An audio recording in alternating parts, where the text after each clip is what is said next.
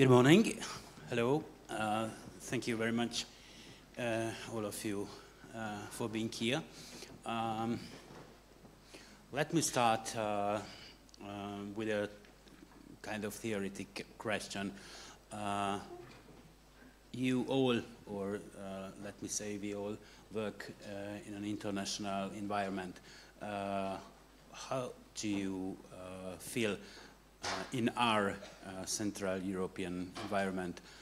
What is more difficult for you to keep your organization balanced in terms of editorial or in terms of finance? As I feel it in my surrounding area, both are very challenging.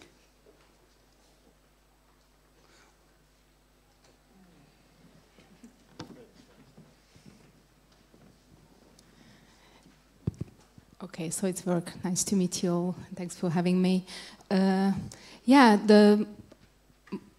First of all, the quality journalism most important and like the basis value is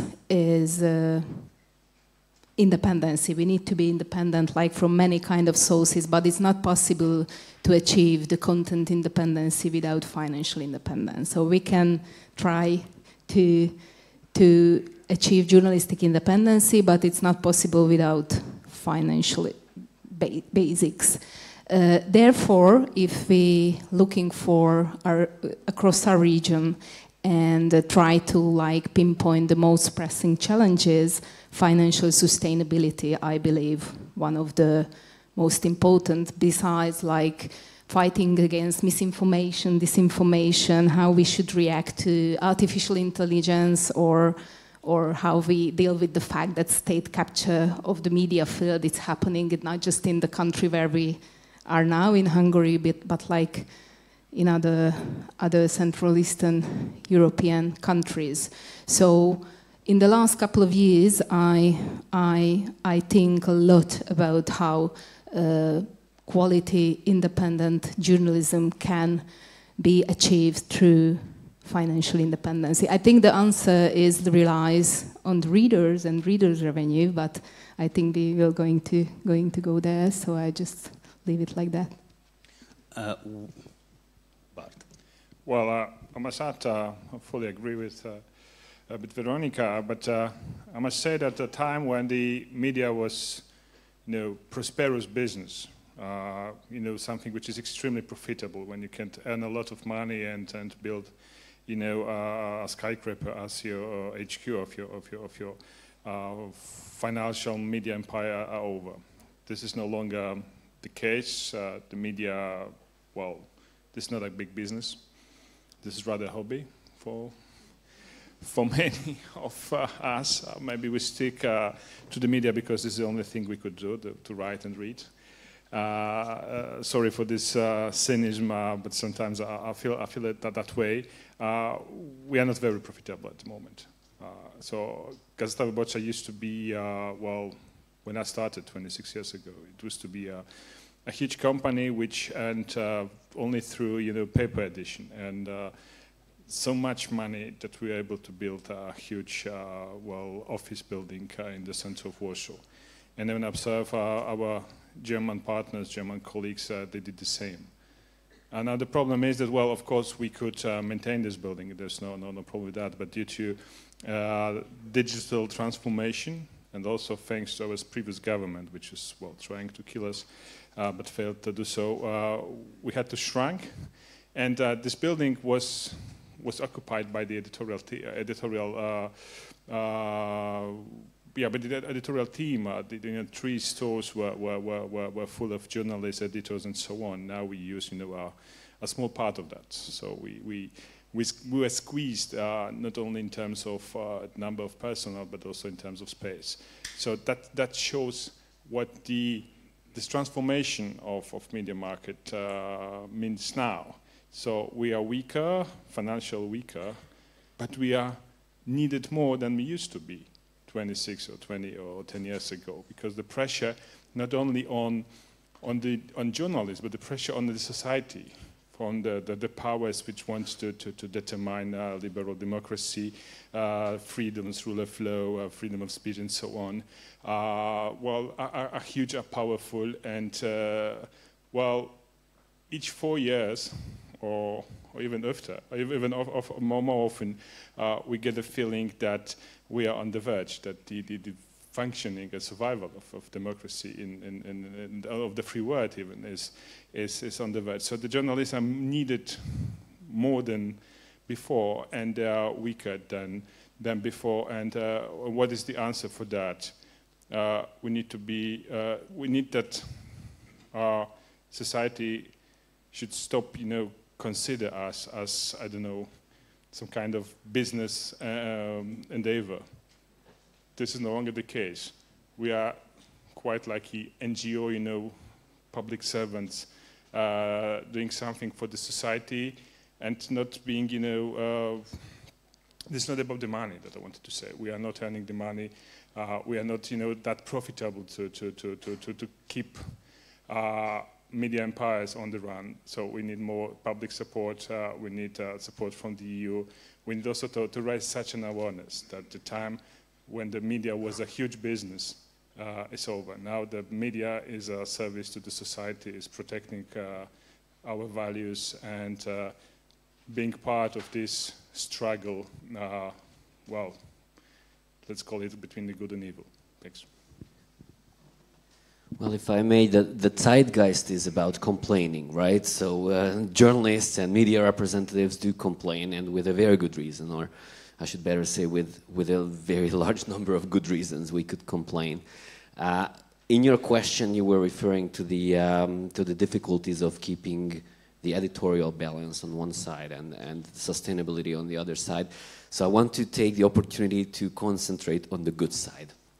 It has not really been a struggle in our case, and in the case of most of the friends on the stage, I imagine similarly, to actually work on the editorial balance, or I would rather say the integrity of the editorial team, or the autonomy or the truthfulness of our reporting, because in these very, very challenging periods for media, and not only locally in Hungary, and not only politically, but economically and in many different aspects, the very few independent outlets that can actually remain and stay in business have normally a very strong imprint in their DNA about the truthfulness, about the integrity, and about the independence of their reporting. So these factors are just, I cannot even describe it any other way, just fortunately given or provided to the entities that most of us on stage work with. So the real struggle is that as Vera said it very rightly, along with Bartosz, maintaining that financially is not only critical for the very existence of these organizations, but it is, in a much broader perspective, a societal challenge. And economists would say it is a very basic concept that where market fails, the state needs to intervene. That's like one of the key concepts they were debating back and forth over the past century in economic theory. Now, in the case of journalism, it is a little bit different because the state cannot interfere, or normally doesn't interfere in a positive manner. So where market fails, the society needs to interfere for itself. And we've just heard from my two fantastic colleagues the two ways society can actually interfere. One is directly financing, partially or fully, the media that they deem important, and that's reader revenues, as Vera put it. And the other one is through certain institutional partnerships and support that Bartosz was also referring to, whether it comes from the European levels or comes from civil organizations or any other source. These are sources that in today's independent media are inevitably needed for independent media to thrive, or at least to survive. Okay, I will first let me thank you also for the invitation, for having me here. I would start with the situation of EurActiv, or situation. We are a little bit different medium. We are a niche medium, we're a small medium, and we differ from any other big media in the country, so also our problems are different. We are covering European issues, European affairs, European politics and policies, and this already creates some challenge in terms of acquiring some revenue because the readership is rather limited, I must say, in our country specifically, and not only in our country but elsewhere as well. The problem with finances, I would also say that this is the most pressing issue for all the media in the country. There are different streams of revenue that are coming to media in the Czech Republic. You mentioned rightly a subscription model. This is excellent and it works very well for some independent media like Denník and like some others in our country, but the most of our media are dependent on advertisement, and they are selling also some kind of services to communication services to private companies. Not only to private companies, but also to public organizations, state bodies, etc., etc. The last stream of revenue would be some public projects, some projects that are applied for and announced by international organizations, international foundations, etc. But it's, I would say, rather minor stream of revenue for all or most of the media in the market. The most important is the advertisement revenue and this revenue for services which I talked about, which is, I don't know, organizing events, which has become quite popular among media in our country, and not only in our country, but elsewhere as well. And these events are not journalistic things in the first place, but they are used to cross-finance other activities of the medium, and so that media can survive. The important thing is that landscape has changed dramatically. There is, at least in the Czech Republic, there's a proliferation of huge amounts of media, and these are not only serious media, but also, I would call it generic media, some media that are just using the content produced by others, adding some other stuff, some lifestyle things and other things, and they are sucking part of the revenues from advertisement. Then there are even something which we call junk media that even does it worse, that are and trash media that are not even following any editorial principles, and they are still competing about that for that money. And then we have a strong role of online platforms that are that also suck a large part of the revenue that once belonged to media, and they are more or less forced to redistribute it back to media, which didn't happen in case of Czech Republic because, for example, Google had a serious spat with media in the country, and it closed down its Google News services, though there is no traffic or little traffic from Google, and little or no revenue from Google for media. There is other platform, local platform, it's called Seznam. This is some anomaly in European space that we have own platform that is capable of competing with Google, and it's like a gatekeeper for media. All the media are fighting for reach, I mean reaching the audience, and Seznam or other platforms are driving that audience. And if you are cooperating with Seznam, then you're probably okay, and you get your part of share. And if you don't, then you don't have traffic and you have little resources. And European legislation doesn't apply there because it's understood as the relevant market is Czech Republic, not the EU. So these are the specific challenges for the Czech Republic, but I think some of them or most of them are shared across countries. Yeah, I just wanted to balance a little bit the complaining part and joining to Gábor. That's what we do, journalists, right? Try to balance and show all of the sides of every story.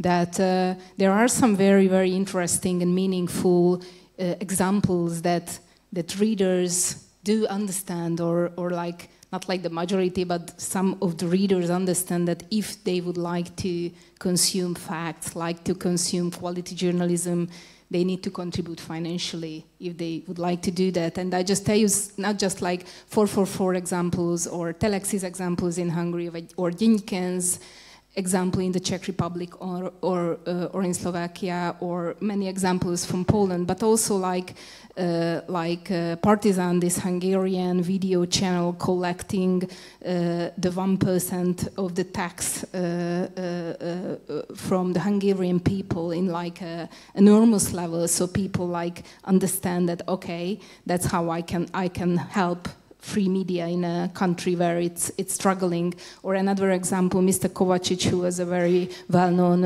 TV presenter at Markiza television in Slovakia, and he quit because he felt that there were some political pressure on the broadcaster he worked in, and he started a crowdfunding campaign like just very recently, a couple of weeks ago, and in 2 days he collected 500,000 euros.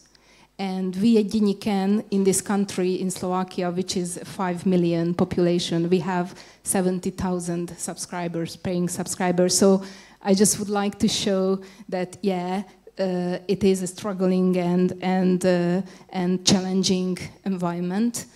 I always have been worked in the news media industry, so that's the part that I can talk about.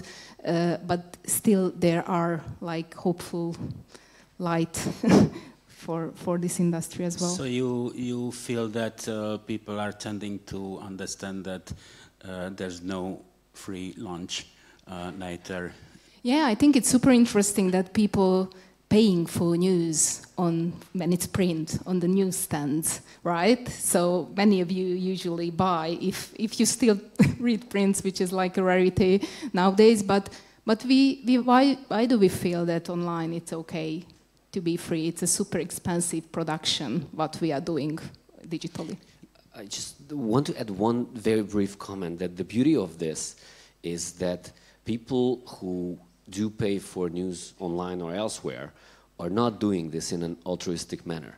So I don't like to refer to it only as a help provided by them to us media entities to continue our existence and our operations. No, this is the immune system of the society. This is for their own benefit in a good way.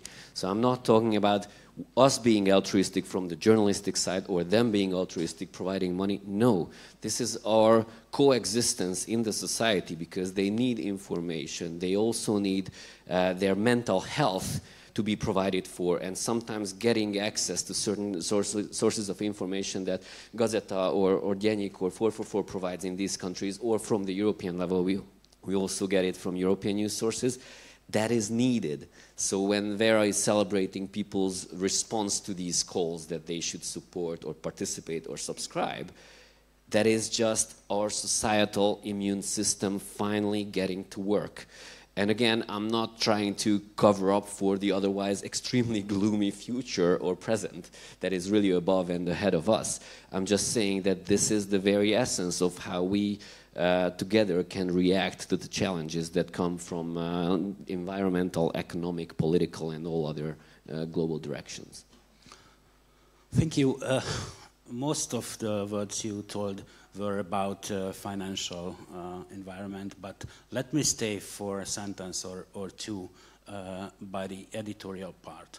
Don't you feel that being balanced is also extremely challenging in this environment?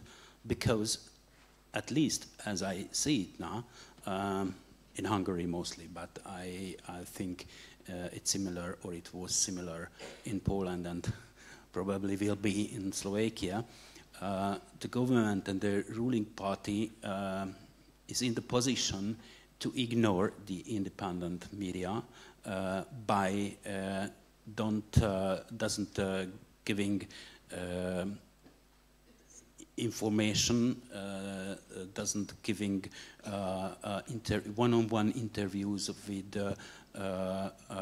high-profile elected officials, and by that pushing the independent media into the field of the opposition. So how can you be still balanced when you don't get information from the state offices, when you don't get interviews from high-profile politicians, etc.? Well, we used to have such a way of operation in terms of high-profile investigations, and we didn't get the answers. You could send the answer to the office, and then you write something and you get immediately sued by the government or by the party. And the court, the law demands that you give at least the opportunity to the other side to present their arguments. And how to present their arguments when they ignore your questions. So in order to satisfy this requirement, we publish the questions we sent. So the prosecution office received that, and question. The Prime Minister's office received that, and question. They didn't answer. And well, when I started my so-called career in media, it was a flow of the journalist when he didn't get any answer for his questions, that the article was unpublishable without the second side.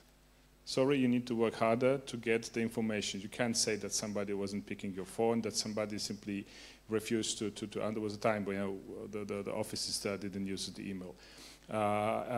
And now it becomes a new normal, that you send a question and you don't get the answer. You try to ask the question during the press conference, and you're being simply ignored. And that's the deliberate politics, of course, of those people. So we just publish the question and alarm the public that that the questions weren't answered. But it's the other problem that the journalists must not complain about the life. You can't simply write, "Oh, our questions were not answered by the Prime Minister." No, the Prime Minister got the chance to confront the media, to confront the accusations. I hear the accusations, and let's go on with that. But the truth is, and this is the most sad constatation, that the politicians, they don't need media anymore to communicate with society.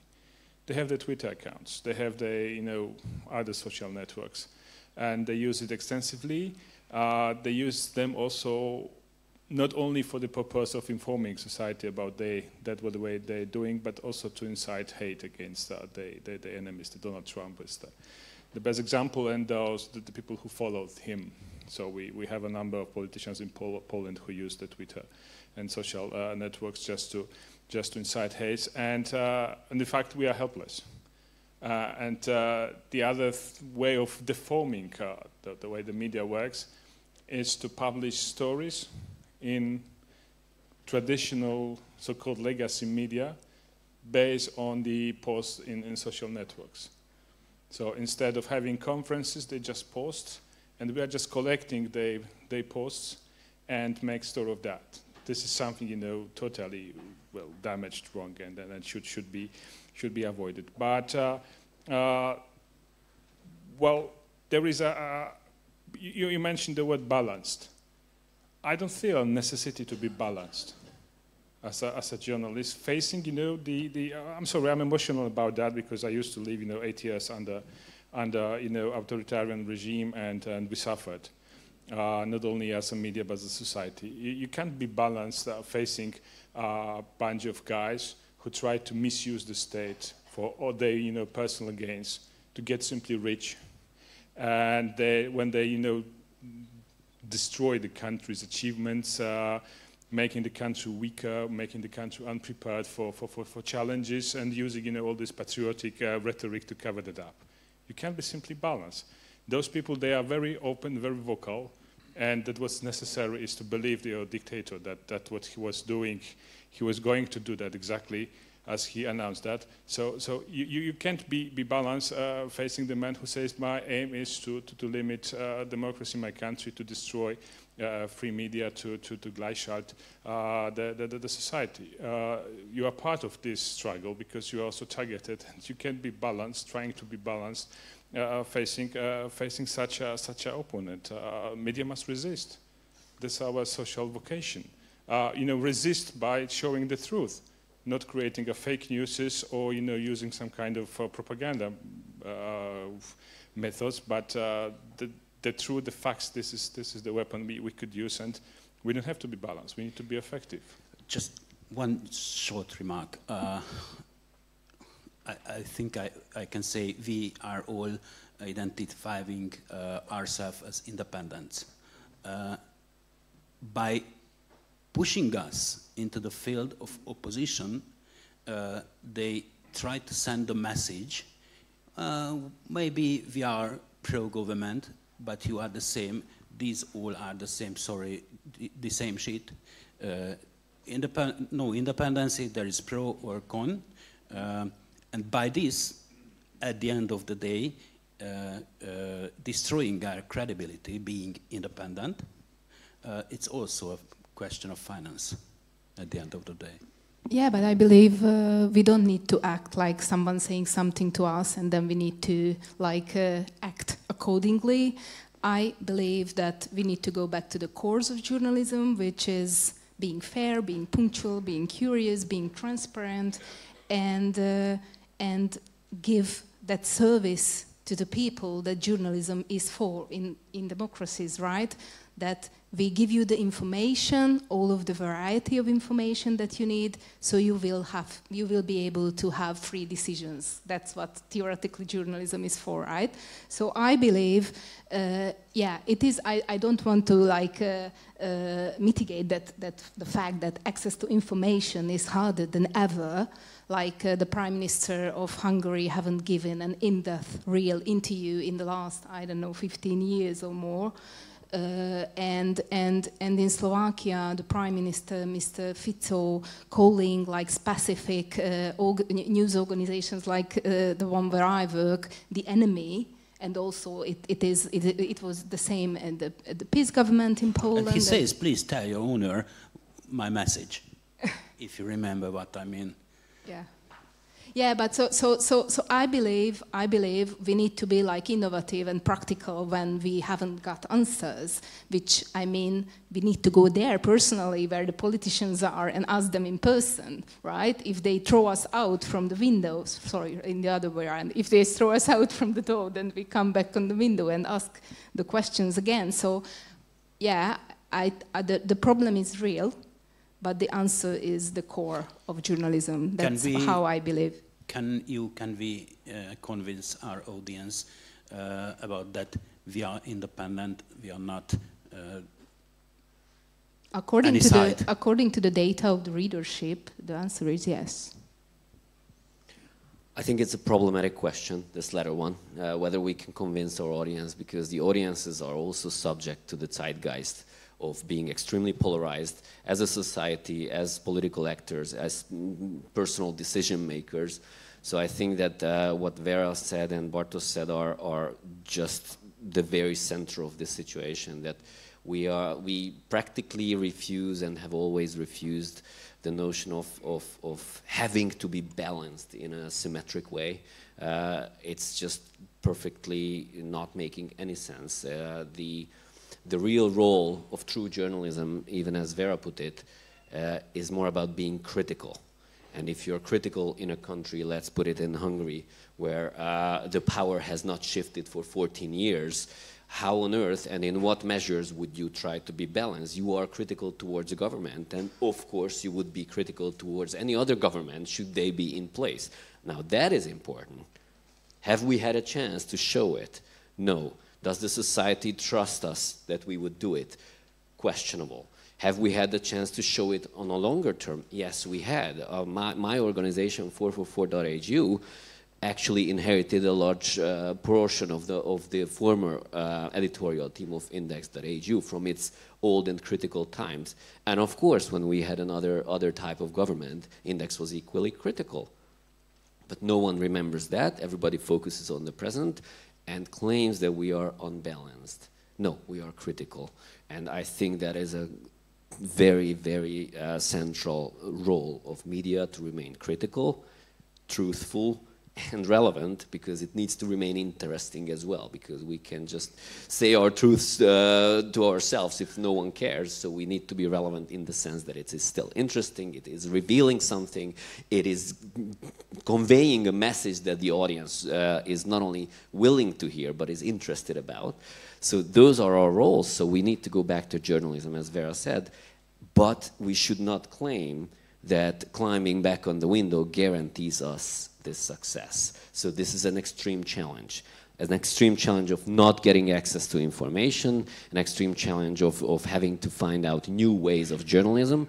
And one comment I need to make here, and I close this part for myself, is that we have to understand that in this post-truth world, journalism as such is under such pressures. So it's not the Visegrad 4 countries, or not specifically Hungary, having possibly some type of a deepest problem politically within the European community. No, these are global problems, and the so to say, late 20th century journalistic ideas and concepts are under pressure. We cannot live on the basic notions of journalism being independent and being self-sustainable and being truthful in the way it was in the second half of the 20th century. The new ways are forming now.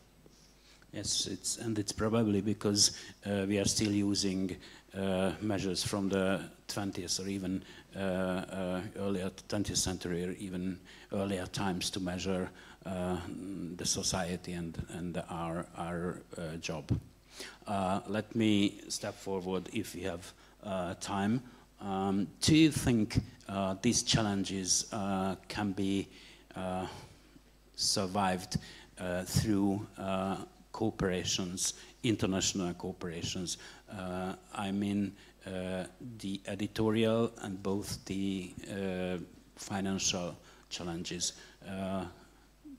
Can it be helpful? If I may, I'm not sure if any of you are in such an integrated group of media as EurActiv is, because we are currently in 12, I believe, I don't remember the number, it changes all the time, 12 countries, and we cooperate quite strongly. We create on a daily basis content that makes a wrap up what was important in the area of EU affairs.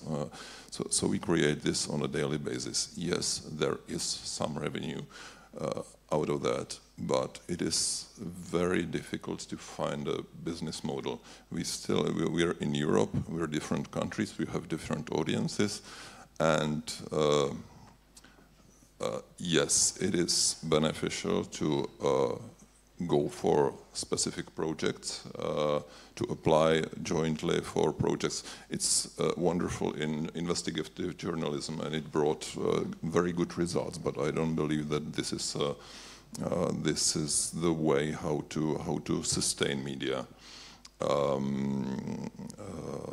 Yeah, we are looking for a business model how to sell this and how to really create some European public space, and it's a very big issue, because you cannot simply translate news from one country to another. I believe that if we talk about the financial sustainability, the key is to have a differentiation of different revenue streams.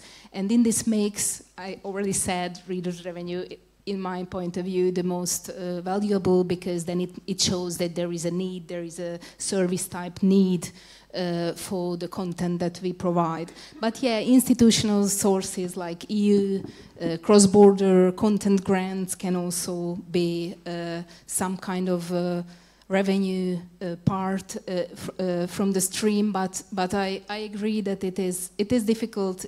Sometimes I need to remark that these institutional sources making like very un-newsroom-like conditions, like working together in several languages, not just like translating, but adapting to the different contexts, to the same subject. And according to my experiences from the last 2 decades, it is difficult to find a way that find that project that you want to do, and then it's like implementable. I think that's the English word to the everyday life of a newsroom. That's one thing, but like that's just one part. The other part, you can sell books, you can sell like T-shirts, merchandise, and advertisement revenue. So I do believe that institutional sources are important, but like growing as many legs as possible financially, that's also super important. Well.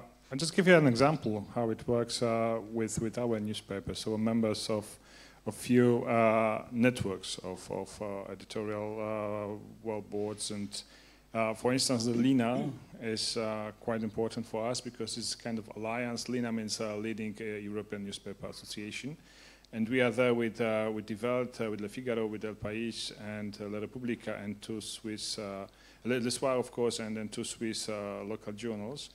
And we tried to do, something. Well, the idea was to do something together. So we tried to make combined reporting. Failed. Didn't work because the journalists, they don't work together. They don't know each other. Everybody gets its obligation in the newsroom. So, well, there was a kind of failure. We tried to make, invested a lot of money to make a European survey. Spent thousands of euros to make a survey in our country. Sorry, but it didn't brought any interesting results. It was one survey of many, and didn't make sense. But then we realized that we have a power of the brands, and combined together. When we go to the President Macron, well, he can refuse, but it won't be an easy decision for his staff. If we go to the Chancellor of Germany, if we go to the President, the Prime Minister of Poland, we had an interview. The only interview he gave to the press was the interview with Lina.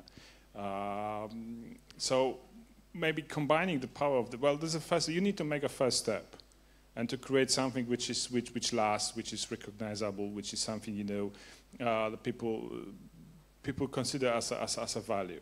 And in Paris now, there's a group of correspondents of Lena media outlets, and they work as a group. They go together and interview all important people in French politics. So this is working. And we also work together with Gábor, with 444, with SMA from Slovakia, with Press One from Romania. We created a consortium which is also founded by the European Commission, and we cover security issues on the eastern flank of NATO. And this is also working. We establish a website for that, and we're also trying to create a brand. That this is the place where when you need to look for important information related to security, and this is run by few important media outlets in eastern flank countries. So we need to start small and create something. 2 + 2 must equal 5 or more. That's the solution. And if I just may add to that one very brief comment. I think that recognizing the challenges that Bart and Vera were referring to, the key idea is that international cooperation among media is mostly not directly about making money, but it is about know-how and learning from each other, and that's not just bullshitting from the stage because you can say whatever. We happen to be using the technology that Vera's company developed for reader revenues. We happen to be working with Bartosz and Gazeta Wyborcza and many others on this international security topic coverage, and we do reach new heights with it and do learn from the world-renowned Bellingcat for investigative journalistic techniques. Of course, we are then attacked by the Hungarian government propaganda machine for doing so, and then we suffer a smear campaign.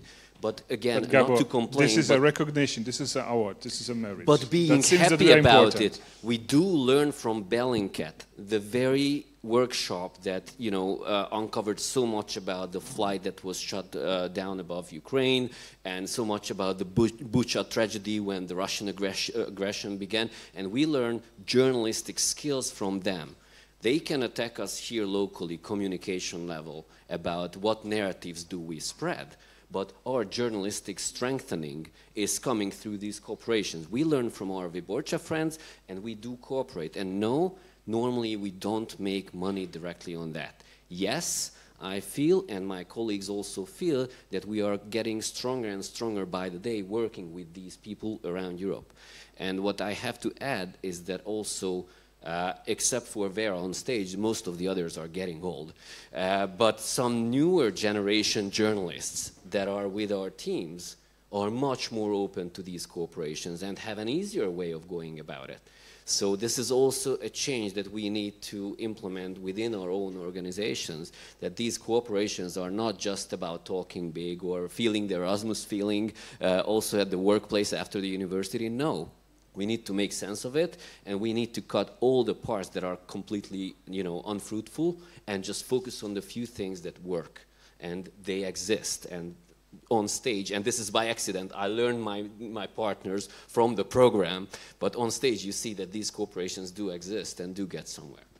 Thank you. I have to admit that I was informed my main task here is being tough with you. If you have one small closing remark, please do say it. If not, I would like to thank you very much for the conversation. It was a good warm-up.